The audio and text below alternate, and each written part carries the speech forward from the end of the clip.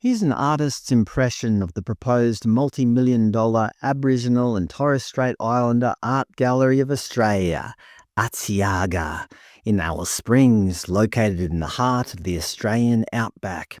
As the Torres Strait Islands are more than 1,700 kilometres away off the coast of far north Queensland, I'm not sure if the islanders would have traditionally visited remote Alice Springs in their outrigger canoes.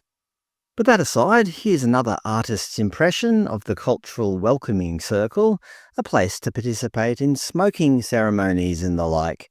The designs also include a car park, an atrium, some healing gardens, and an overpriced cafe. Well, I don't know if the cafe will be overpriced, but let's assume that it is. Here's an artist's impression of the central atrium, by the way. Of course, this would be all taxpayer funded.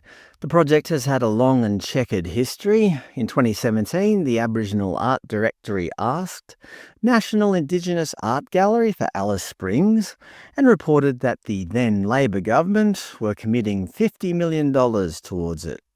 A year later, there was debate over the location of the new gallery, with the ABC reporting NT government picks Alice Springs CBD site for Indigenous Museum. Apparently, they ignored the advice of an expert report and decided that the proposed $150 million Indigenous Art Museum would be built at Alice Springs Anzac Oval.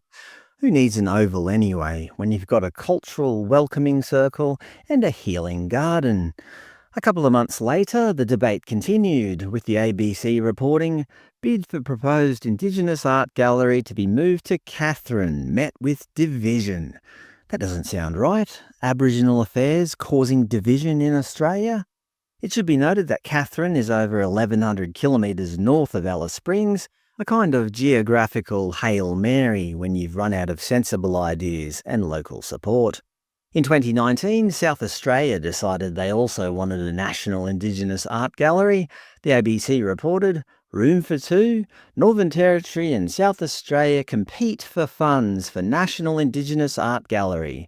They noted the South Australian government had already secured $85 million in federal funding. Here's an artist's impression of their little $200 million Aboriginal Art and Culture Centre, an aerial view featuring an open-air amphitheatre to host Welcome to Country and other events. Just how I want my taxpayer money to be spent.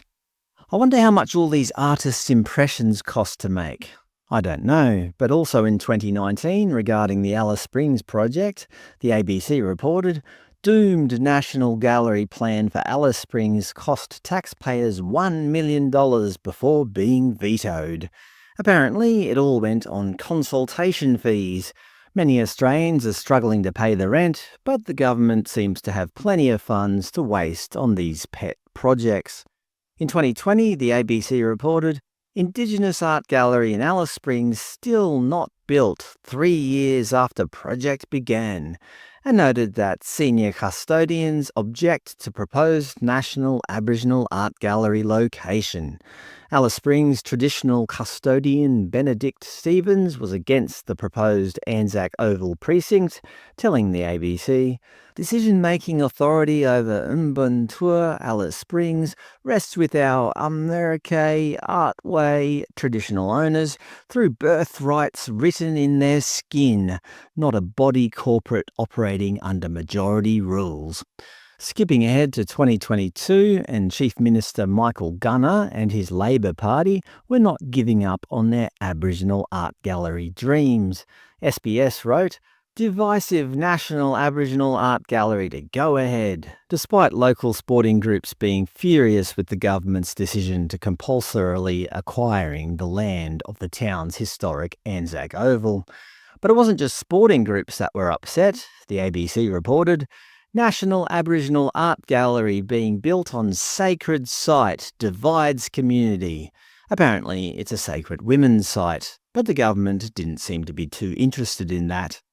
In 2023, it was revealed the Northern Territory government spent $3.66 million in compensation for the compulsory acquisition of Anzac Oval.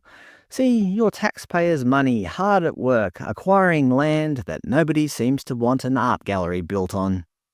As an aside, also in 2023, the ABC reported, distressing and very sad, art authorities react to claims white staff interfere with Indigenous paintings. A video surfaced showing a non-Indigenous staff member apparently touching up Aboriginal artists' paintings, to make them look better or whatever. As Australians, we all know the strict, if sometimes confusing, rules about cultural appropriation. Non-Indigenous people aren't allowed to paint traditional Indigenous art. It just makes you wonder, does that same level of scrutiny apply the other way? Are Aboriginal people allowed to touch up a white person's oil painting? In 2024, the new country Liberal Party government, under the lead of Chief Minister Leah Finocchiaro, decided that ANZAC Oval will not be destroyed to build an art gallery. The ABC reported, new NT government commits to saving ANZAC Oval in Alice Springs as works pause on controversial art gallery. The Chief Minister said, "We want to get this right for people in Alice Springs. We know that Labor railroaded this community for 8 long years. We don't want excessive delays on this project. It will absolutely go ahead, but ANZAC Oval will be saved." A couple of months later, in order to cut costs, the ABC reported, NT government reveals plan to almost halve size of Aboriginal art gallery. Ms Finocchiaro said the gallery would still be world-class and added that the $149 million budget would not have been sufficient to build the previous Labor government's proposed giant brown monstrosity. The original plan was for a 4-storey, 7,000 square metre building, but according to the Northern Territory's Department of Logistics and Infrastructure website, the new design will be a 3-storey, 4,000 square metre building. As we can see in this picture, the gallery will be squeezed in next to the oval, so it doesn't have to be destroyed. Australia's first ever openly gay Aboriginal MP, Labor member for Gwoja, Chansey Peach, doesn't like the new location. He said, "What other national institution or gallery in Australia or in the world is in front of an oval, across the road from a pub and next to a car park? Do you want the gallery or not?" And now, just today, the headlines read, "Federal support for National Aboriginal Art Gallery in Alice Springs in doubt." The Northern Territory Treasurer says the federal government will not support the proposed multi-million-dollar gallery in Alice Springs in its current design and location. Infrastructure Minister Bill Yan said, "If the Commonwealth don't put up their $80 million and are not going to support it, then effectively it's dead in the water. I can't go to the Territory taxpayer and say I'm going to have to borrow to deliver on this project."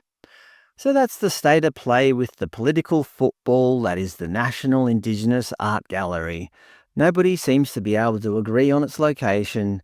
8 years has been wasted, and millions of dollars of your taxpayer money has already been spent on consultation fees and artists' impressions.